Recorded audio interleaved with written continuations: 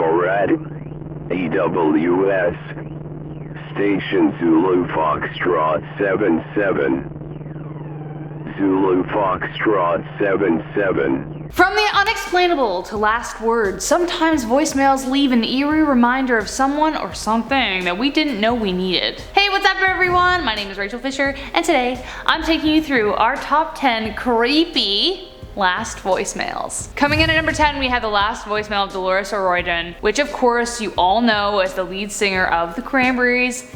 If you don't know the Cranberries, get it together. This was the last voicemail she left on the day she unexpectedly passed away in her hotel bathtub, an accidental drowning caused by alcohol consumption. What's so eerie about this message is how cheerful and optimistic she is, having no idea what may lie ahead. Hey Dan, it's Dolores. I'm in London. I'm at the Hyatt Park Hilton.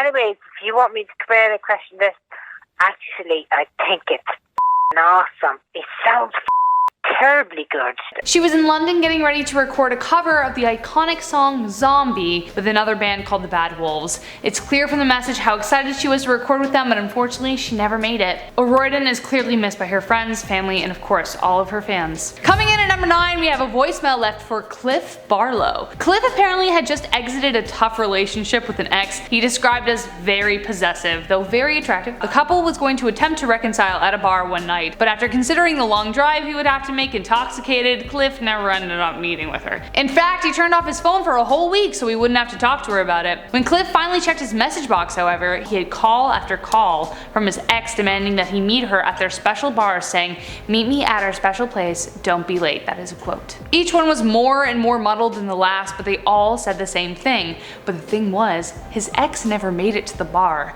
She ended up getting into a car crash that took her own life and the life of one of the young passengers in a sedan she hit. But this is where things get really creepy. The timestamps of the messages she left were dated far after she died. Some were even sent after her funeral. What? The last message he received simply said, "I can't wait to be with you tonight."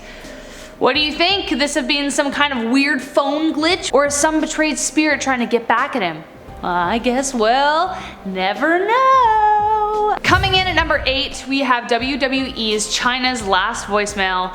Chyna took the world by storm as an incredible wrestler, glamour model, and bodybuilder, though unfortunately the world was not always kind. Chyna struggled with mental illness and was taking some prescription drugs to cope, but on April 20th, 2016 she lost her fight. Documentary filmmaker Eric Angra was committed to making a documentary about her life, and they were in the middle of doing so when he received the last voicemail he would ever get from her. It was full of hope as she said things such as, I quote, "I'm doing so much better, it's a beautiful day outside, all the sailboats are out today, it's a beautiful day." After such an optimistic message, no one could have seen what was to come when she passed away due to overdose. I know this message isn't very creepy, but the eerie sense of foreboding that follows the message now that we know what happened puts this one in our number 8 spot. Coming in at number 7, we have a message that was sent to a man from a funeral home, and no, it wasn't about any upcoming arrangements. According to Reddit user WTF Bitcoin WTF, he received a voicemail at 4:50 a.m. from a mysterious number. What he heard was a jumble of electronic sounds and eerie voices all layered on top of each other. Now, he could have just dismissed that as a butt dial, but then he found out that the call came from a funeral home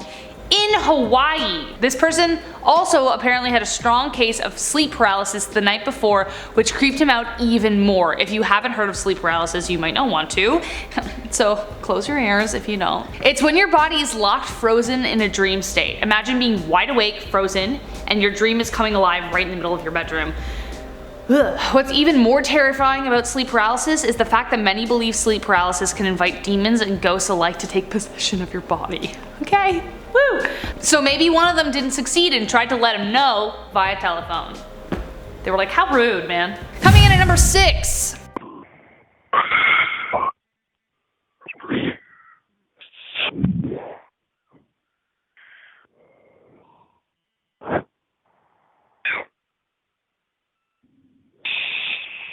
Here we are at number 6. YouTuber Joey Baker tells the story of his friend Anthony, whose mom received a strange voicemail from a demonic voice. She got 2 phone calls from her mother, Anthony's grandmother, but when she went to check the voicemail, she could hear some kind of static sound layered within peculiar breathing. The thing was, his grandmother hung up the phone both times, so there really shouldn't have been a voicemail, but there was. Apparently though, the house she lived in was haunted, of course it was, and that they even had a priest attempt to cleanse the house. Joey posted 2 versions, one is the original, and the second is more enhanced so you can hear, you know, less white noise. To me it sounds like someone or something could be whispering into the phone, but there's so much static it's unclear. But when I listen to the second one, it sounds like someone is calling to a woman named Judy.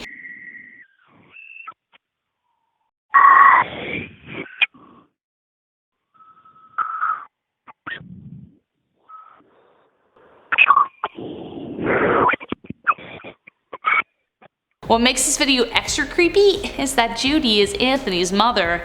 I guess whatever it was wanted to have the last word. Coming in at number 5, this next one is definitely standing in conspiracy world, but as always with conspiracies, it could be true. Coming in at number 5, Gloria Cavalera, wife of Brazilian guitarist and vocalist, claims to be in possession of a voicemail warning her of the attack on 9/11. In 2014, she posted a statement on her blog outlining the details of the day. On the day of the catastrophic event, she says that the caller called not once, but twice, and that a payphone company may have been involved. She says after she finally got to the office, she checked her messages and heard this disturbing voicemail. She says, I quote, "The caller was slow, rehearsed, a message of unbelievable proportions," end quote. Gloria says that she did call the police and that they told her to preserve the evidence until FBI got there, but they never came, so she put the voicemail onto a DVD. Despite her posting about this over 7 years ago, she still hasn't released the recording. What do we think, gang? An extravagant lie or an FBI cover-up? Is there a difference between the two? Coming in at number 4, this story is from Reddit user Demeter_of_new,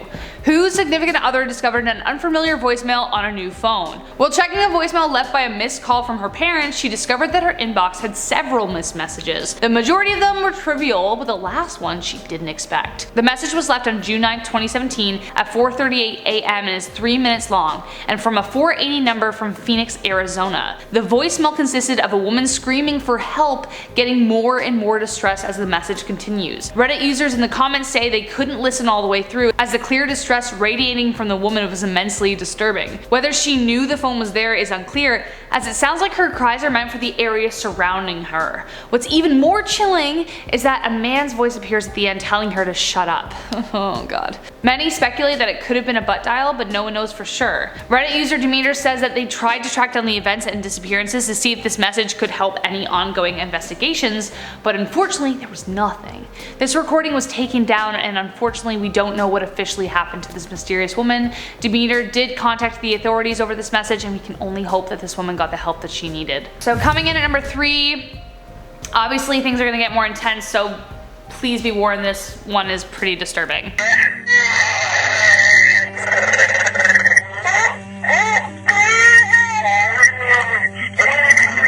On September 6, 2015, Henry McCabe's body was found in Rush Lake, New Brighton, and the mystery of his death still remains unsolved. This voicemail is one of the last clues authorities had that gave any insight as to what might have happened. He was on his way home from a bar when his friend William Kennedy was supposed to drive him home, but then for some reason he wanted to be dropped off at a gas station in Fridley, which is in the opposite direction of his house, at 2 in the morning. According to surveillance footage at the gas station, there is no sign of McCabe, but one of the calls he made pinged a tower in Fridley, so we know he was there. Then the call he made to his wife Karen bounced off a tower in New Brighton, which was 7 miles away, and this is the call we're talking about. His wife received the voicemail at 2:28 a.m., so a half an hour later after he was dropped at the gas station, and heard what would have been one of the most confusing and terrifying voicemails to ever be received. The majority of the message sounds like an odd combination of growling and yelling, which either sounds like it's coming from some kind of strange animal or, hopefully not, someone in pain. But just before the call ends, another voice is heard saying, "Stop it." An autopsy revealed that he drowned in the lake, but still authorities have little to go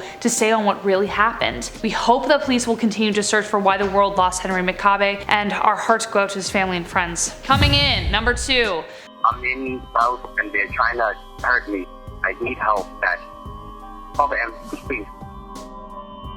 Who killed Nara PECH? Edmonton-born Nara PECH was found dead at Laos International Airport. Though it was deemed suicide, family and friends couldn't believe it and said it was not possible. Considering the circumstances circulating his death and how gruesome it was, I can't disagree with them. PECH and his friends were traveling the world together and they had just arrived in Thailand after visiting Cambodia. By this point though, Nara decided that it was time to return home, but he never made it. One of his friends saw him through customs, but PECH wasn't allowed to board the plane. He made 3 phone calls on the other side of the gate, each saying that things were getting bad and that they needed help. PECH said it wasn't just the guards stopping him from boarding, but even the taxi drivers, and that whatever was happening, everyone was involved. Soon they blocked his Wi-Fi and took his boarding pass, and PECH was afraid that they were trying to get him out of the airport so that they could kill him. Why? Apparently they accused him of saying something bad about the Cambodian Prime Minister Hun Sen and wouldn't let him board the plane. To this day, no one knows for sure what happened. With no history of mental illness and his devastating death, the voicemails that PECH left at the airport haunt his family to this day. Coming into number 1. Warning, this one you might not be able to get through without shivering to your core. It's super disturbing, so beware.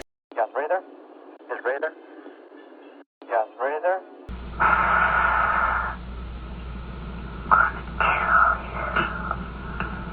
This is a message left by serial killer, the original Night Stalker, who is also known as the Golden State Killer, not to be confused with Richard Ramirez, also known as the Night Stalker. Active between 1979 and 1986, he is responsible for killing at least 10 people. The Golden State Killer would break into houses, usually with couples, bind the husband, and commit terrible sadistic acts before eventually taking their lives. This is a message that he left for one of his victims, something he would do before and after he committed the crime. Knowing this was a habit of his, police set up wiretaps. The male voice at the beginning who asks, "Is Ray there?" is a separate call.